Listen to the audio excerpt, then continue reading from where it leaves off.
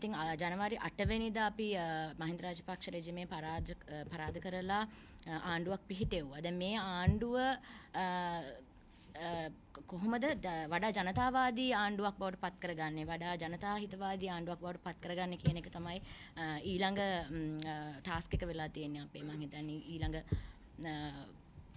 අභිප්‍රාය වෙලා තියෙන්නේ. ඉතින් ඒකින්ද මම හිතනවා මේ මොහොත වෙද්දී මහින්ද රාජපක්ෂ තවත් ආයිත් මේ බලයට එන්න හදන මේ මොහොතේ ආණ්ඩුවට බල කරන්න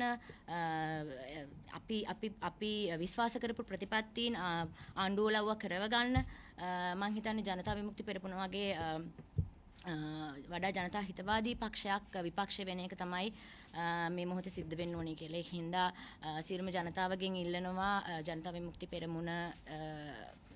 පෙරමුණේ ආසන සංඛ්‍යාව වැඩි කරගන්න පාර්ලිමේන්තුව ඇතුලේ ඔවුන්ගේ දායකත්වය ලබා දෙන්න කියලා අලුත් පරපුර විදිහට අපි මේ වෙලාවේ ජනතා විමුක්ති පෙරමුණත් එක්ක වැඩ කරනවා කියන එක තමයි කියන්න ඕනේ. ඔබේ හෘද සාක්ෂියට ඉඩ දෙන්න ජනතා විමුක්ති පෙරමුණ